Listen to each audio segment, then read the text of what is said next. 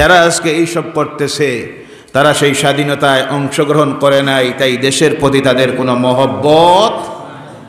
দেখেন আজকে যখন কেউ হুমকি দিতেছে 15 মিনিটের জন্য বর্ডার খুলে দেন, বাংলাদেশ নামের একটা দেশ নিশ্চিহ্ন করে দিব, আছে না নাই? এভাবে পাগল ছাগল আছে না নাই?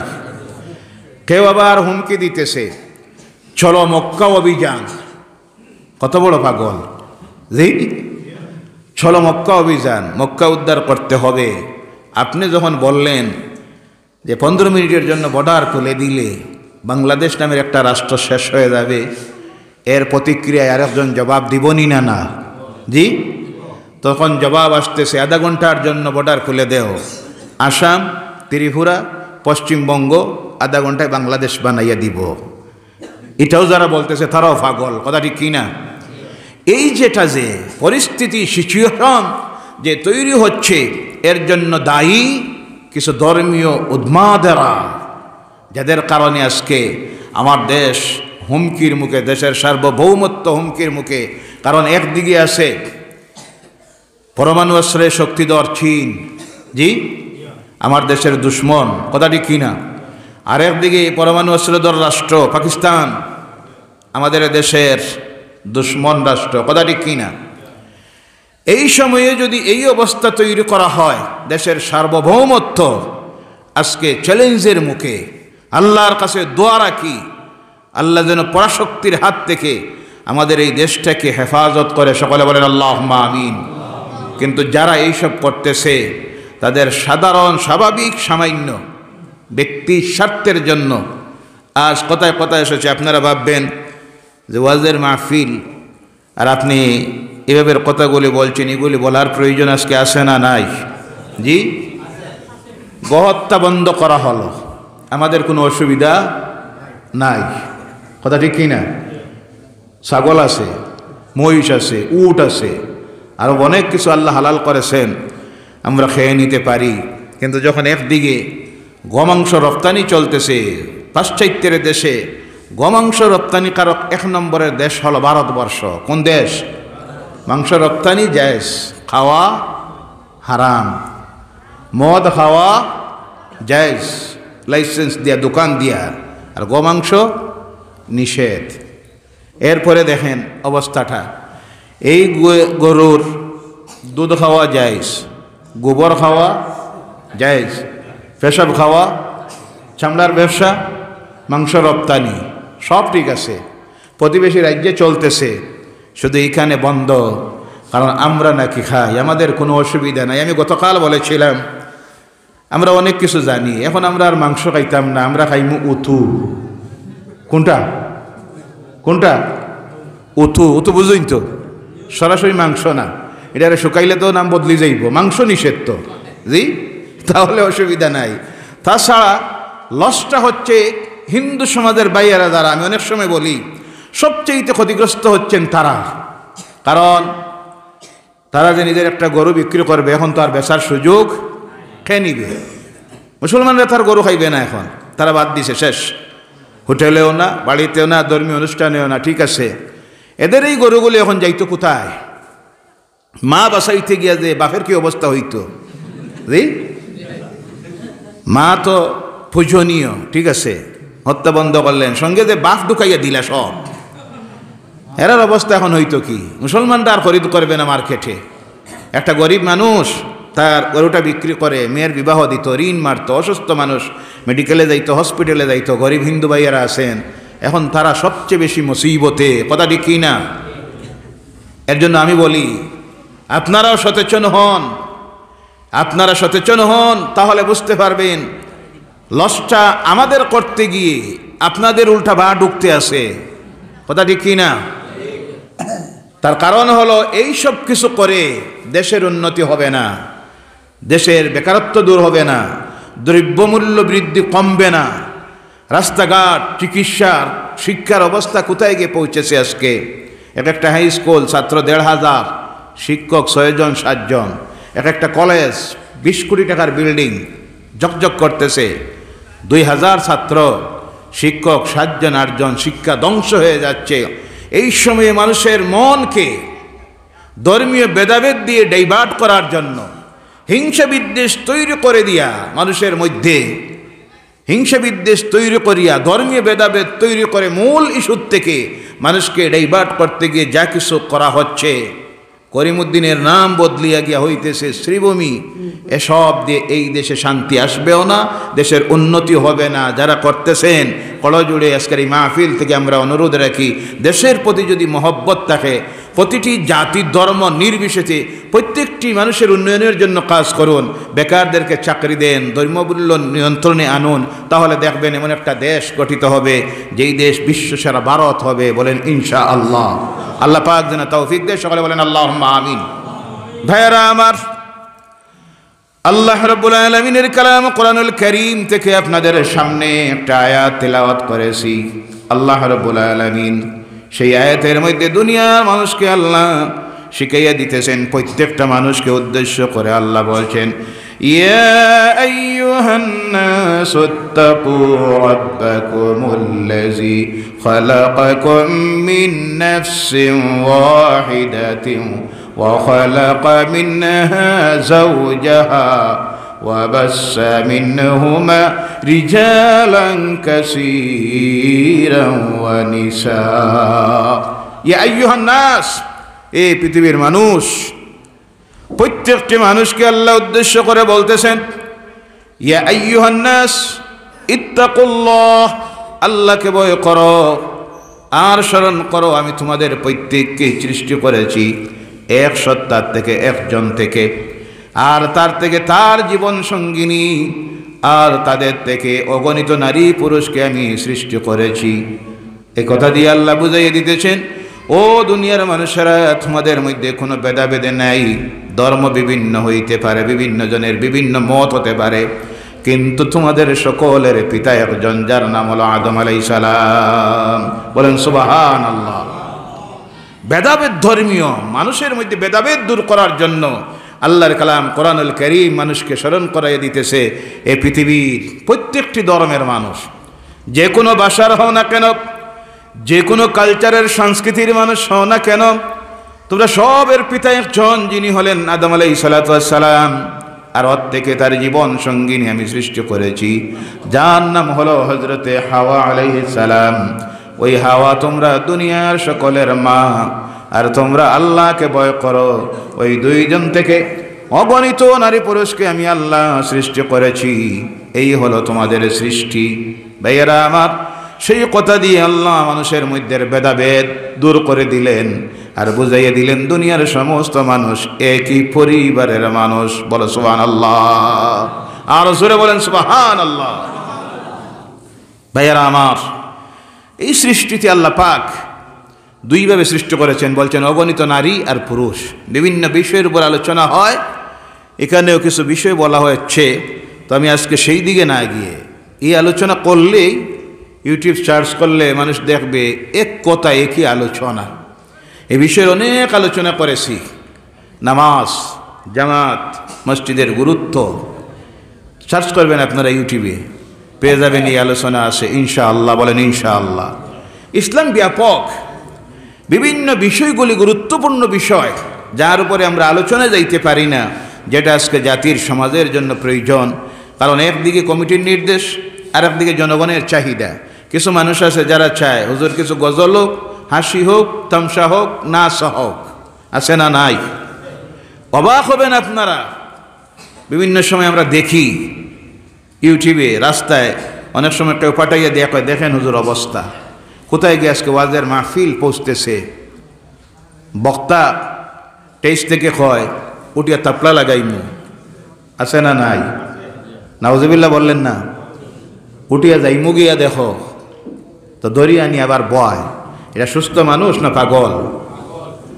এইসব পাগল ছাগল দিয়ে আজকে মাহফিলও চলতেছে, আর মানুষ বইয়া চায় আর দেখে আর হাসি আর তামসা ডং করতেছে। সময়টা কিন্তু এইসব কিছুর সময় বড় কঠিন। গুরুত্বপূর্ণ বিষয়গুলির আলোচনার প্রয়োজন, কোরআন হাদিসের কথা বলার প্রয়োজন। সরাসরি কোরআন হাদিস থেকে যখন কথা বলা হয় সেই কথা মানুষের হৃদয়ে আসর করে, মানুষের নৈতিক চরিত্রের আমলের পরিবর্তন হয়। আজকে ওয়াজের মাহফিল হয় কিন্তু মানুষের নৈতিক চরিত্রের আমলের পরিবর্তন হয় না। তার কারণ হলো কোরআন হাদিস একদিকে আর বক্তার আলোচনা আর একদিকে, গল্প কাহিনী কিচ্ছা হাসি ঢং তামসা এই সব দিয়ে টাইম পাস করে। আর সর্ব অবস্থায় তার লক্ষ্য থাকে যাতে শ্রোতারা মুগ্ধ হয়, একটু টেস্ট পায়, মজা পায়, আগামীতে যাতে দাওয়াত দেয়। আল্লাহ এদেরকে হেদায়ত করুক। সকলে বলেন আল্লাহুম্মা আমিন, আর জোরে বলেন আল্লাহুম্মা আমিন। আল্লাহ রাব্বুল আলামিন আজকে কথা উঠেছে পৃথিবীতে ইসলাম নারীকে ঠকাইয়াছে, নারীর কোনো অধিকার দেয় নাই, নারীর সম্মান দেয় নাই, ইজ্জত দেয় নাই। ইসলাম নারীকে চার দেওয়ালের ভিতরে আবদ্ধ করে রাখে। এটা কেমন ধর্ম হলো? গুড়া একটা ধর্ম। আজকে ১৫০০ বছরের পর এখনো আধুনিক বিশ্ব, কম্পিউটার ইন্টারনেট স্যাটেলাইটের মাধ্যমে পৃথিবীর মানুষ যখন চলতেছে, ওই সময়ও দেখা যায় তাদের মহিলাদেরকে তারা একটা কালো কাপড় পরিধান করাইয়া সারা শরীর আবৃত করে রাস্তায় বাহির করে। নারীর অধিকার তারা দেয় নাই, ইসলাম দেয় নাই। এই সমসনা অপপ্রচার বিশ্বের মানুষের সামনে যখন করতেছে, আমার সমাজের কিছু মানুষও আছে যারা আধুনিকতার ছোঁয়ায় ইসলামের জ্ঞান না থাকার কারণে তারা অনেক সময় বলে ইসলাম নারীকে ঠকাইয়াছে, একজন মানুষ হিসাবে তার মৌলিক অধিকার তাকে দেয় নাই। বলেন নাউজুবিল্লাহ। এই পৃথিবীতে সবচেয়ে বেশি সম্মান অধিকার নারীদেরকে দিয়েছে যে ধর্ম, তার নাম ইসলাম। সুবহানাল্লাহ বলেন, আর জোরে বলেন সুবহানাল্লাহ। আমার সমাজের মানুষ সেটা না জানার কারণেও আমাদের সমাজে নারীরা লাঞ্ছিত হচ্ছে, বঞ্চিত হচ্ছে মৌলিক তার অধিকার থেকে। আর যার কারণে এটা দেখে তারা সমালোচনা করার সুযোগ পায়। আমরা নিজেও জানি না আমার ধর্ম কোরআন হাদিস নারীকে কি অধিকার দিয়েছে। এই পৃথিবীতে নারীর কি অবস্থা ছিল, ইউরোপের ইতিহাস বাইরে করে দেখেন, ভারতের ইতিহাস বাইরে করে দেখেন, আরও যারা বিভিন্ন ধর্মাবলম্বী আছেন, হিন্দু ভাইয়েরা, খ্রিস্টানেরা, তাদের নারী সম্পর্কে কি ধারণা ছিল? খ্রিস্টানদের ধারণা ছিল নারী হলো শয়তানের চর। নাউজুবিল্লাহ বলেন। হিন্দু সমাজের ধারণা ছিল, তাদের সমাজে ছিল সতীদাহ প্রথা। একজন স্বামী যখন মারা যাইত, তারা সেই মেয়েটাকে নিয়ে জীবন্ত স্বামীর চিতার মধ্যে, আগুনের মধ্যে নিক্ষেপ করত। বলেন নাউজুবিল্লাহ। মক্কার জমিনের অবস্থা ছিল, যখন কোনো মেয়ে সন্তান জন্মগ্রহণ করত, করা মাত্র তারা এটাকে মহা একটা বোঝা মনে করে নিয়ে সঙ্গে সঙ্গে জীবন্তভাবে নিয়ে গর্ত করে কবরের মধ্যে দাফন করে দিত। বলো নাউজুবিল্লাহ। এই অবস্থা। বিধবা বিবাহ ছিল না পৃথিবীতে, বিধবাকে কেউ বিবাহ করত না। এটা ভাবতো বিরাট একটা গুনাহের কাজ। নাউজুবিল্লাহ বলেন। আমার এই দেশে বিধবা বন্ধ ছিল। রাজা রামমোহন রায় অনেকে বলে সর্বপ্রথম বিধবা বিবাহের প্রচলন শুরু করেছিল। ইতিহাস বিকৃত করা হয়েছে। এই পৃথিবীতে সর্বপ্রথম বিধবা বিবাহের প্রচলন যিনি শুরু করেছিলেন, বাস্তবে জীবনে শুধু মুখ দিয়ে নয়, বাস্তবে বাস্তবায়িত করে দুনিয়ার মানুষের সামনে যিনি তুলে রেখেছিলেন, তিনি ছিলেন আল্লাহর নবী মুহাম্মদুর রাসূলুল্লাহ সাল্লাল্লাহু আলাইহি ওয়াসাল্লাম। বলে সুবহানাল্লাহ। নারীর বাঁচার অধিকার দিলেন। আল্লাহর রাসূল রাস্তার কিনারায় দাঁড়িয়ে আছেন, দেখেন একজন লোক মক্কার তার নিজের মেয়েটাকে, ছোট্ট মেয়েটাকে জন্মের পর মাস দিন হয়েছে, কোলে করে নিয়ে আনা হয়েছে। সামান্য দূর গিয়ে গর্ত করে মেয়েটাকে যখন দাফন করতেছে, রাহমাতাল লিল আলামিনের হৃদয় মানে নাই। তার পাশে গিয়ে দাঁড়ালেন আর দাঁড়িয়ে বলেন, ও আল্লাহর বান্দা শোনো, ওয়াইযাল মাউউদাতু সুইলাত বিআইয়ি যামবিন কুতিলাত। ভয় করো সেই দিনকে, যেই দিন তোমাকে তোমার রব প্রশ্ন করবেন কি অপরাধে এই বাচ্চাটাকে তুমি হত্যা করেছ, সেই দিন আল্লাহর কাছে তুমি কি জবাবে দিবে? বলো সুবহানাল্লাহ। এই যে বাচ্চাটারে আজকে তুমি দাফন করতেছ, নিরপরাধ মাসুম বাচ্চা, তার কোনো দোষ নাই, যারা দাফন করতেছো, কিয়ামতের দিন আল্লাহ যখন তোমাকে প্রশ্ন করবে কি অপরাধ ছিল তার, কি অপরাধে দাফন করছো, তুমি মারছো, জবাব কি দিবে? আল্লাহর বান্দা চিন্তায় পড়ে, দুই চোখ দিয়ে পানি ছেড়ে দে। আল্লাহ রসুল তার হাত থেকে খুদাল নেন আর সেই মাসুম বাচ্চাটাকে তুলে তার কোলের মধ্যে তুলে দেন আর বলেন, কি অপরাধে তারে হত্যা করতে চেয়েছিলে? একটাই উত্তর, এটা মেয়ে সন্তান।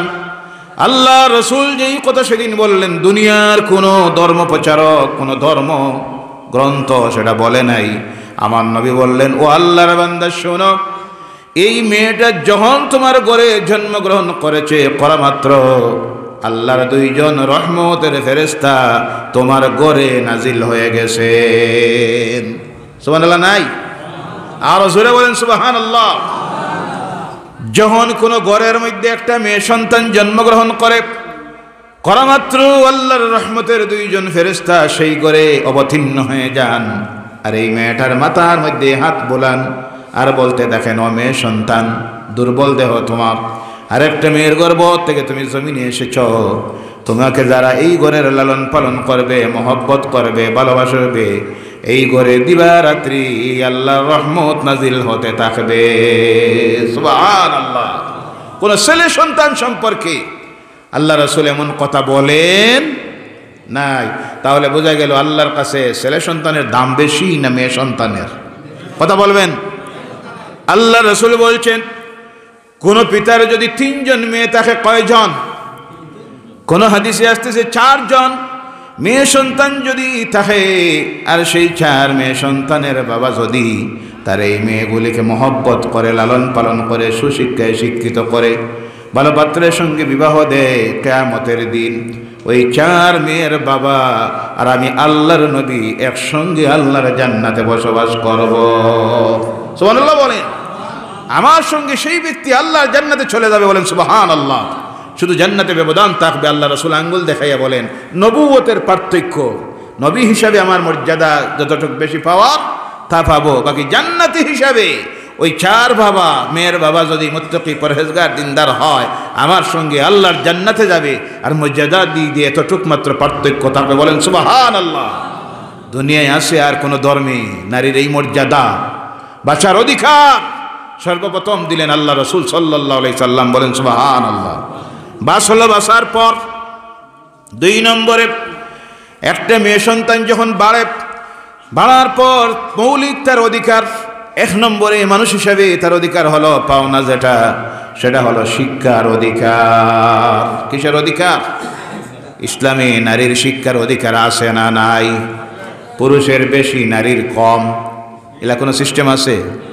আল্লাহ রাসূল বলছেন, তালাবুল ইলমি ফারিয়দাতান আলা কুল্লি মুসলিম ওয়াল মুসলিমাত, প্রত্যেক মুসলমান নর এবং নারীর জন্য জ্ঞান অর্জন করা ফরজ। সুবহানাল্লাহ।